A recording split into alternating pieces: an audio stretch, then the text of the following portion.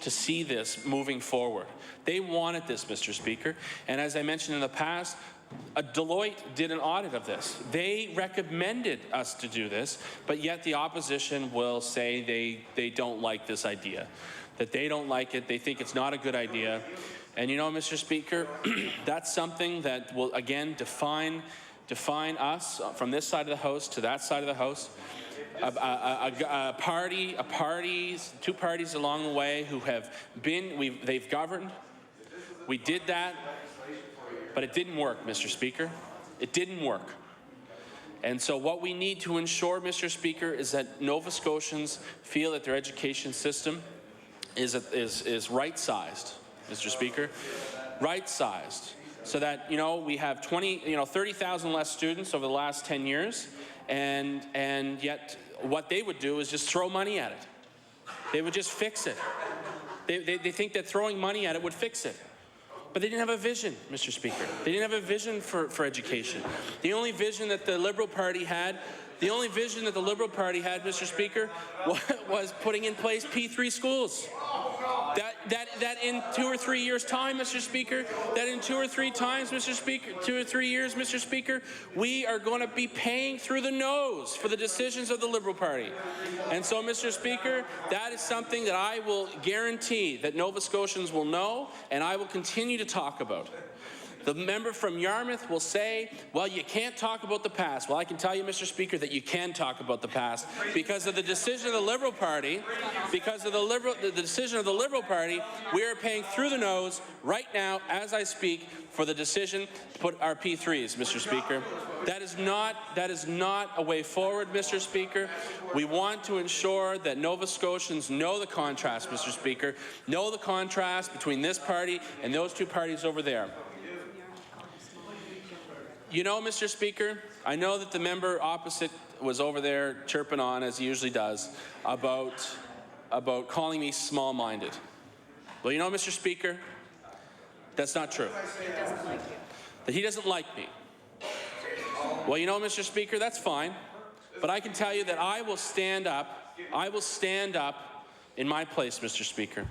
And I will continue to represent the people that I have the pleasure of representing in Hammonds Plains, Upper Sackville, and contrast myself and this party to that party any day, Mr. Speaker. I know when the Liberal Party was in power, Mr. Speaker, what would they do? What did they do? They made teachers work with no pay. That's what they did, Mr. Speaker. They tore up the collective agreement, tore it up, threw it out the window. You know, Mr. Speaker, that is not the way. That is not the way to respect the collective bargaining process, Mr. Speaker. That's not the NDP way, Mr. Speaker. We recognize how important the collective bargaining process is. We don't legislate people back to work like the Tories did with the nurses. So, you know, Mr. Speaker, this is exactly the sort of thing that I think that Nova Scotians want to know. They want to know the difference between this party and those two parties over there. We tried it, Mr. Speaker. We tried those two parties over there, and I can tell you, Mr. Speaker, it didn't work. It didn't work, Mr. Speaker. The fact that now, today, we are spending $50 million more in capital investments, such as the P3 schools, because of the Liberal Party.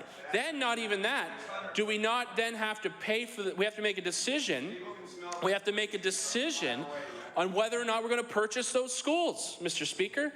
Between $140 to $160 million more that we will have to put out because of the decision. They just wanted to delay it. They wanted to delay that decision. They couldn't make the tough decision when they were in government, so they just delayed it. Delayed it for 20 years. So, you know, Mr. Speaker, that's something that I think is so crucial in ensuring that we, as we move forward with this bill, Mr. Speaker, that Nova Scotians know the responsibility. Know the responsibility. That's right. You know, Mr. Speaker? Yeah.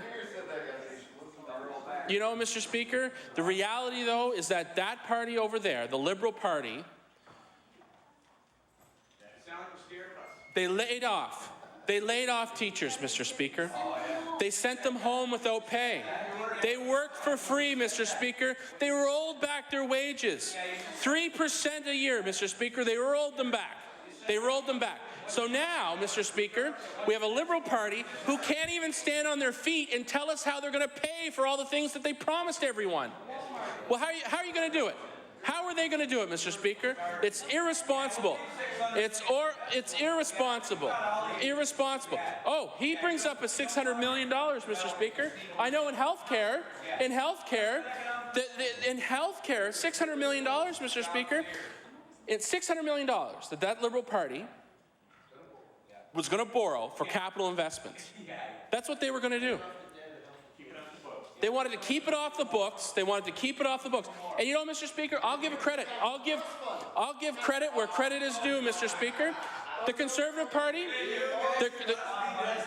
the Conservative Party, when they were in power, they didn't do that. When they were in power, Dr. Ham didn't do that. Order. Order. It's nice to see our young members pretty animated this morning, but we do need to hear the discussion. So I recognize the member for Upper Sackville, Hammonds Plains.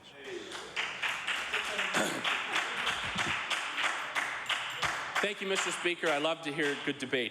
But I will tell you, Mr. Speaker, that as I was saying, that the Conservative Party, I will give credit where credit is due, because I will stand in my place and do that. They didn't allow that to happen.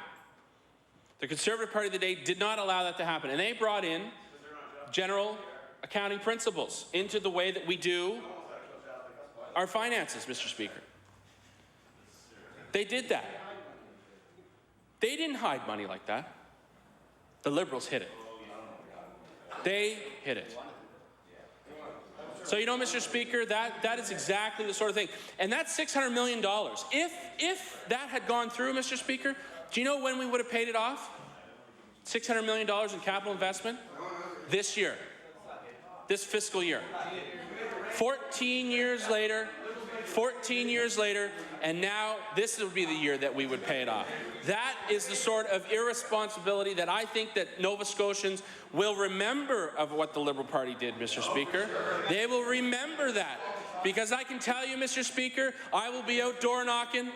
I will be out at town hall meetings telling Nova Scotians what the Liberal Party did. I will do that, Mr. Speaker, and I think that's something that I have a responsibility of doing as an elected member of this House, by contrasting what we do versus what they do, Mr. Speaker. The P3 school was probably the worst, I would say is the worst mistake that the Liberal Party ever made, because we are still paying for it, Mr. Speaker. We are still paying for that decision. You know, Mr. Speaker, they're the ones that brought in the HST, Mr. Speaker. Do you remember that? Do you remember that? They put it on a whole host of things.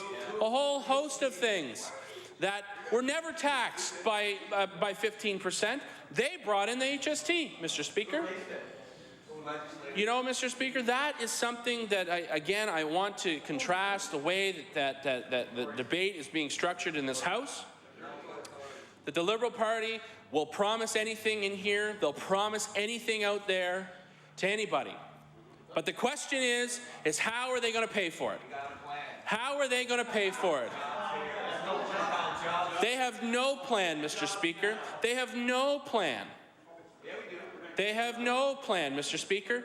I remember in the last election, 2009 election, Mr. Speaker, the Liberal Party promised over $300 million of promises. $300 million of promises. But, you know, Mr. Speaker, I don't know how they were going to pay for it. We were going through the worst. They would have come into government, passed over by the Rodney MacDonald government, the mess that was left over by Rodney, they would have found the stuff that was hidden. $1.4 billion of a structural deficit, Mr. Speaker. And then they would have said, oh, you know, Mr. Speaker, we can't fulfill our commitments. We can't fulfill our commitments, Mr. Speaker. They probably would have sent teachers home. They probably would have laid doctors off. They probably would have laid nurses off. That is not the proper way of doing it, Mr. Speaker. We need to respect the collective bargaining process. So, you know, Mr. Speaker, I stand in my place talking about this bill, something that is a crucial way to go forward. And I do thank the opportunity to stand up and represent the people that I have the pleasure of representing, and I'll take my seat to allow some other good debate in this chamber. So thank you very much, Mr. Speaker.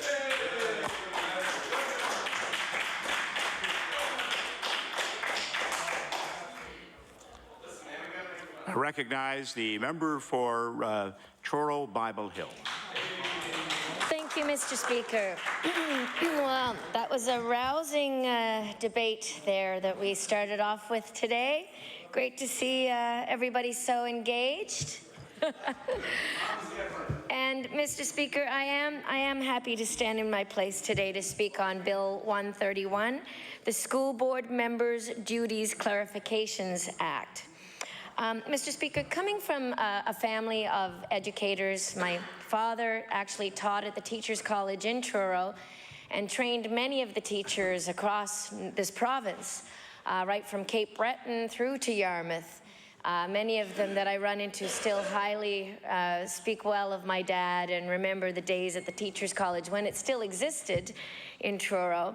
My mother taught at the Truro Junior High School for many, many years, and my sister teaches at South Colchester in Brookfield, and she's a guidance counselor there.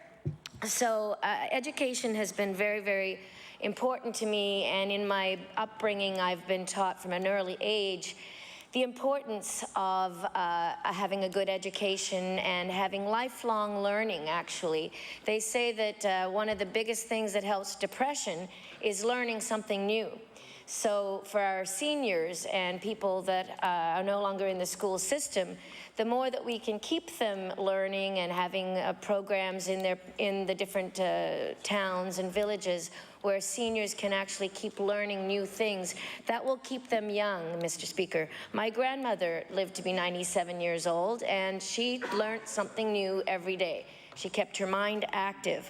And I believe that our young people, our children, it's very, very important for them to start learning at an early age.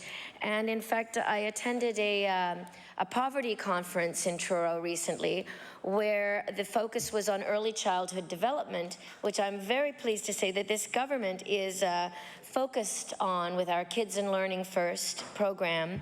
And it was told me there that kids start off as babies on an even playing field. But within the first 18 months to 2 years of their lives, that playing field can oftentimes get very uneven. Some children, by the time they start primary school, have only heard up to maybe 300 words or phrases in their tiny young lives. When people say, "Stop that, don't do this, go to bed, be quiet," things like this. That doesn't exactly help a child's learning ability as they get older.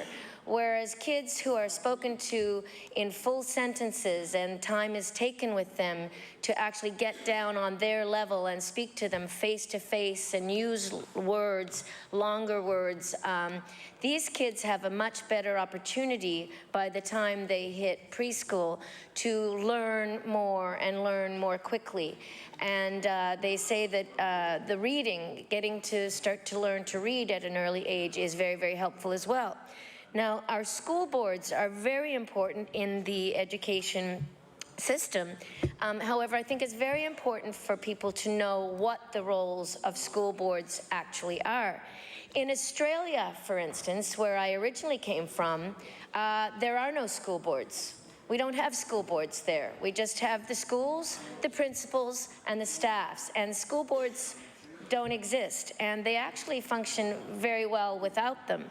Here in Nova Scotia, we do have school boards. In fact, we have quite a large number of school boards, 8 in fact, for 900,000 people, which some would probably say is perhaps too many. At this point, though, this is what we have, and I think that this bill is very important because it explains clearly and defines what the roles and responsibilities are of elected school board members. Now, Mr. Speaker, also, in some provinces, these elected school board members are actually called trustees. They're not called school board members, they're called trustees, which defines even more clearly what their duties are as different from the operational staff at the board. And most people in the general public, really, if you ask them what's the difference, I don't think they'd be able to tell you. So that's why I think that having this in legislation is a lot, is important. So as we now know, there are new returning school board members. Some were sworn in just recently at each of the province's 8 school boards. In my school board, which is the Chignecto Central Regional School Board, they had a swearing in on Wednesday. And in fact, we have 17 members of that school board. Trudy Thompson has been re-elected as the board chair. Keith McKenzie has been re-elected as the board vice chair. We also have Gordon Anderson. We have Karen Barkhouse. Susan McQuarrie is a new elected board member, or trustee as would be called in another province. Vivian Farrell is a board member. Jimmy Grew, Ron Marks, Wendy Matheson Withrow, Marilyn Murray, David Miles, Margie Nicholson, Glenda Talbot Richards, who is our new African Nova Scotian board member, Mackie Ross, Jamie Stevens, Adam Davies, I believe is new as well, and Andrea Paul is our First Nations board member. Now, Mr. Speaker, I'd like to congratulate all of the new members and the re-elected members. I look forward to meeting with them, as I'm sure I will. And one other thing I'd like to say, too, about school boards is I really think it's important, Mr. Speaker, that we try to work together, that government and school boards work together to try and make our education system better. And in the last couple of years, I have unfortunately noticed a trend where it seems almost like there has been a battleground mentality between school board and government. And there have been some swings and some blows and some public statements made. And personally, I don't think that's necessarily helpful to moving things forward. And as we've noticed with, say, for instance, the public health authorities, when they were asked to find some savings, they actually worked very well with government to try and find those savings. And they actually merged some services, which saved the public and the government about $52 million, Mr. Speaker. And I think that that's pretty amazing. And I've been told by our public health authority in the Truro area that they've actually enjoyed working with this government and trying to help because this is good for the public. It's good for the way forward in the future. And I think we need to do the same thing with school boards. I think school boards and government need to learn to work together much better rather than butting heads constantly. And I did notice that under the last government, when the Minister for North Colchester was with the, I believe it was the Conservative Party, she actually had some problems with some of her school boards. And in fact, I think one of them was fighting over chairs, deciding who was sitting where. And I think she'd had enough of that. And in fact, I think she disbanded that particular school board. So again, it's interesting to see how different people deal with different situations with these boards. And as I said, I think it's good if we can try to work together to try and look after the best interests of our children, because after all, isn't that what we're here for? So I also noticed, Mr. Speaker, that in a world of very difficult economic times. You look at the front pages of the papers, there are fires in Europe. People are rioting in the streets because of austerity measures, because of cuts to this, that, or the other thing. Every single government around the world and across the country is battling to do try to balance budgets, to try and avoid huge fiscal cliffs, as they say in the United States. They're just about ready to face a very very difficult one, where they're spending trillions of dollars on basically an unwinnable war, which I think they're finally realizing that is unwinnable, which is why they're finally bringing those troops home. That has cost the public trillions and trillions of dollars, which could have been used for other things. So, for instance, in New Brunswick, they just cut 30% to school board budgets. 30%, Mr. Speaker. Ontario, British Columbia, in Spain, 30%. United Kingdom, Australia, there are examples of huge, huge cuts to school budgets and to education budgets. In New York City alone, they cut 14,000 teachers, Mr. Speaker. And so I would like to say that this government is trying to walk a fine balance here. We're trying to be very balanced in our approach in finding where we can find savings, because we have an aging population. We have seniors who are growing rapidly. The baby boomers, Mr. Speaker, are retiring. Their youngest kids are leaving the school system and are going on to university. And there are less children in the system now than there were. We've lost 30,000 children in our school system, Mr. Speaker, in the last 10 years. 30,000 kids. So we have more seniors, less students, and we have to look after our seniors. So a large portion of our provincial budget has to go towards finding ways to keep our seniors healthy as well as look after our young people. So I believe there was a talk at one point that the government was cutting 22%. That was in our first year.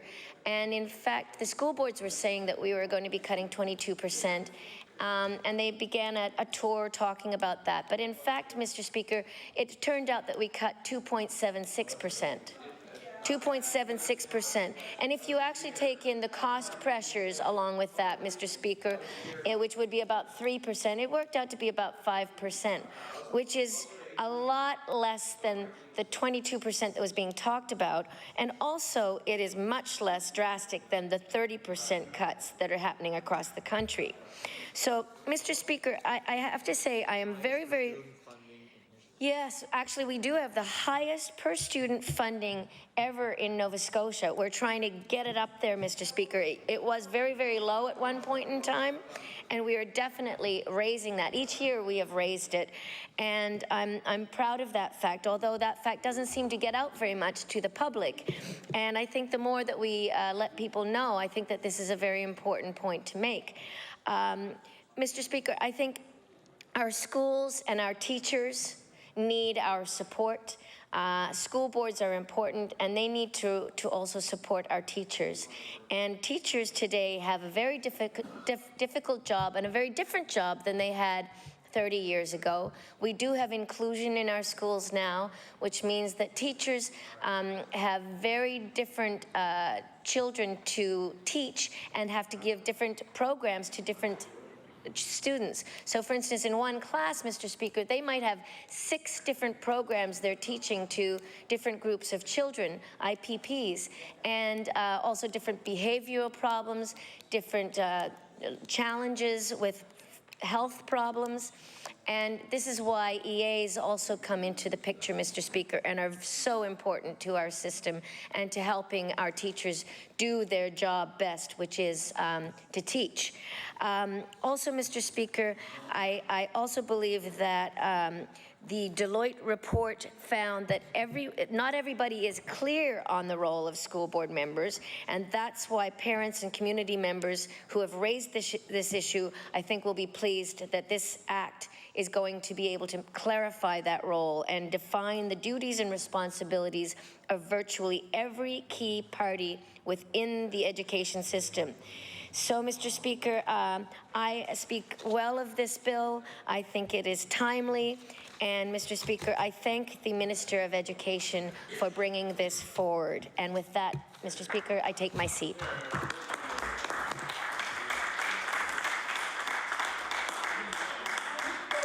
I recognize the member for Guysborough-Sheet Harbour. Thank you, Mr. Speaker. And It gives me great pleasure to rise in the House today to speak to this bill. As has been said on many occasions, school board members are elected officials, and they work very hard to help our students succeed. And as an MLA and as a member of the community, I certainly want the school board, a school board that functions well and helps our students succeed. Mr. Speaker, I'd like to take a moment to talk to the issue of the school board members. In the Strait Regional School Board, we have had a long list of people who have served on that board, some of them for a number of terms, and I believe that each and every one of them tried to the best of their ability to represent the concerns of the students and the community as a whole. I would like to congratulate each of the newly elected school board members, in particular Mr. Austin, who is a member from Central Inverness, Jim Austin, Francine Boudreau, member for East Richmond, and Basil Johnson, who is the new Mi'kmaq representative on that board, and we're very pleased to have him join that board. Mary Jess MacDonald, a lot of you would be familiar with Mary Jess. Mary Jess has been board chair for a long time, and she was re-elected in this term as the board chair. We have one of our newer members, Rochelle McLaughlin, who has become the vice chair for the board, and Rochelle, I am sure, will do an excellent job in that position. Brian Murray returns to that board, and Rosalie Parker from my own area has returned to that board as well, and Rosalie has been representing that area for a number of years. Ann Peters is another member of that board who has served the students and the community very well. Leanne Sampson is a new member elected, as is Jamie Sampson. So we want to welcome them to the board. But I want to speak in particular about two members, Mr. Clarence Reddick, who represents the African Nova Scotian community, and Mr. Reddick has served his community very well. And on many occasions, I have the opportunity to cross paths with Mr. Reddick when I'm attending various events in the communities of Lincolnville, Sunnyvale, and Upper Big Tracadie, and Mr. Reddick always handles himself with great pride and great distinction. So I really want to mention that. And I'm very pleased to see one of my former students, a student I taught in St. Mary's, join the board. Mallory Nickerson, a graduate of St. Mary's Academy, was elected to the board this year, and I believe Mallory brings to the position a great deal of youthful enthusiasm, a great deal of understanding of the school system, being a recent graduate, and she is, I believe, going to be a tremendous asset for that board. I'd also like to mention that the retiring board member for that area, Kim Horton, did a commendable job, and I'd like to thank Kim for her dedicated efforts on behalf of the students in the area. But one of the things I want to say, Mr. Speaker, is that one of the concerns that has always plagued the boards, I believe, is the fact that there hasn't been a clear distinction and a clear direction of what the roles and responsibilities were for the board. And this bill is a step in the right direction. It's a bill that is long overdue. It is a bill that I think will be welcomed and appreciated by all of the individuals involved in the school system, from the principals to the students, to the board members, and to the communities as a whole. And I want to reiterate that no government in Nova Scotia has ever taken the important step of defining in legislation elected school board members' roles and responsibilities as distinct from the board as a corporate entity. And that may sound simple, but it's extremely important. But while I am talking about this first step, I would like to talk a little bit about some of the first steps that this government has taken as well. Because sometimes it gets lost in the rhetoric, and it gets lost in the negative energy that sometimes flows from the other side of the floor. Well, maybe a lot of times. And I would like to focus on the positive things that this government has done. And it may well be ironic, but it's true. Now, if we look at the positive things that this government has done, the firsts, we have opened 5 innovative, collaborative care centers in rural areas. And that ensures ready access to health care. We've reduced waiting times for seniors needing home care. We've reduced the amount of time, we've reduced the amount. Order. I don't see the relevance of the current points being made by the member as to direct discussion of the bill on the floor. Mr. Speaker, what I was talking about was the fact that this is a first. This is a first in that of many firsts that this government has been involved in. And, you know, I think it's extremely important that we try to focus on that. However, if the Speaker feels that that's not the appropriate way to go, then please interrupt me. You just did. But I do want to say, Mr. Speaker, you know, we have a road plan for the first time in 5 years. We have the first agriculture policy. And we have the first agriculture strategy. We've cut small business taxes for the first time in 20 years. And we have a jobs here program that is working.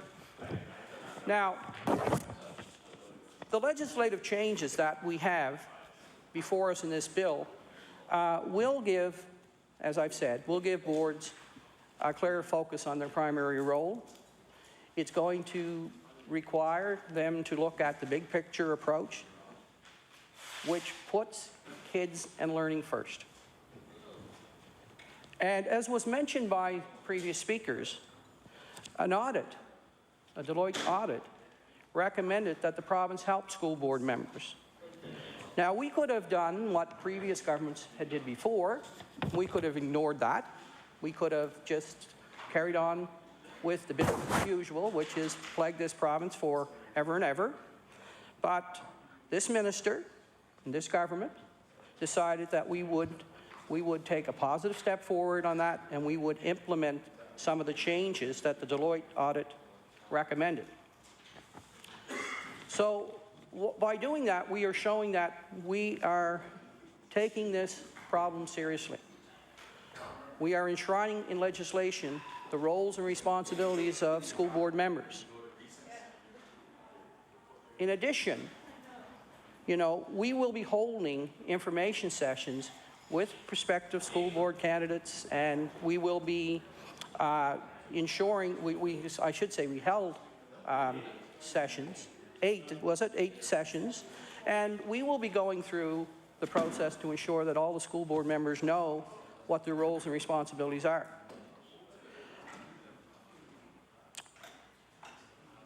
Because it's extremely important that school board members know what their job is.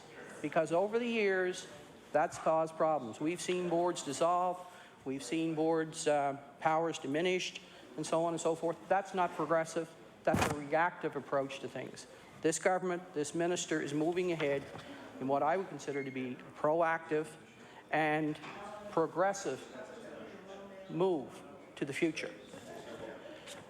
Our Kids and Learning First plan made a commitment to look at education, look at our system, and make sure that it is operating as efficiently and effectively as possible to put students first. I believe this legislation is another step in that process.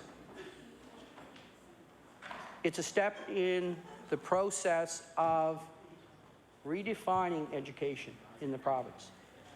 And I believe we're doing it in a way which is responsible. We could go in there and we could do, as we've seen in other areas where there's sort of been slash and burn policies and slash and burn tactics. But this government isn't doing that. We're doing it in a reasoned, rational, and logical way. And I know that sometimes disturbs folks on the other side of the House, especially my colleague from Richmond, the idea of reasoned, rational, and thoughtful way. And I see that he's listening intently today.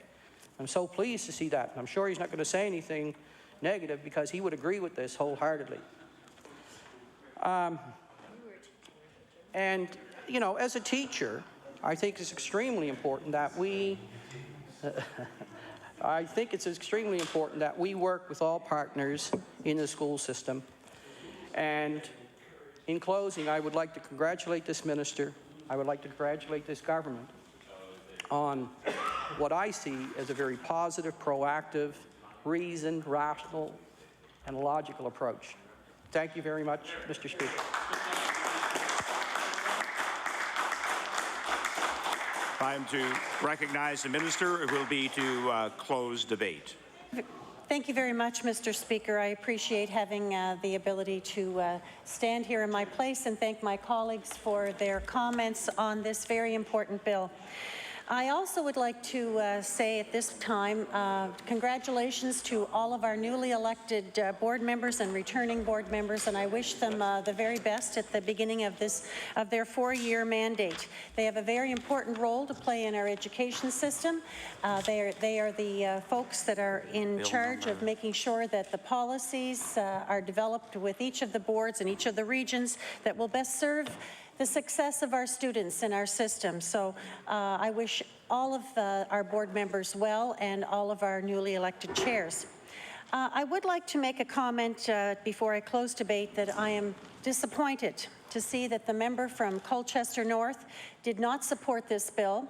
This bill is about good governance, and I was also disappointed that the member from Victoria the Lakes did not welcome this as very clarifying piece of legislation added into our Education Act.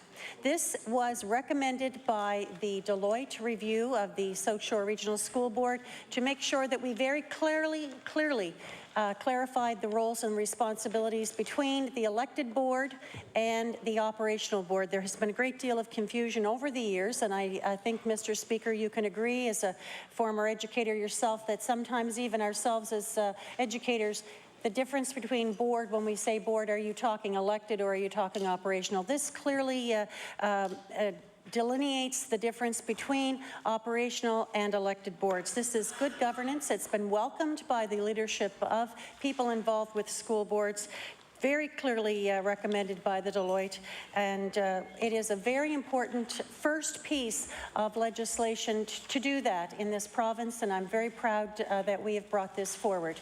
And with my final remarks, Mr. Speaker, I would like to take the opportunity to close debate on this bill. Thank you. The question is for closed debate on second reading on Bill 131. All those in favour say aye. Contrary minded, the motion is passed. Bill number 131, entitled an Act to amend Chapter 1 of the Acts of 1995-96, the Education Act, respecting the clarification of school board members' duties. Bill 131 will now move to law amendments.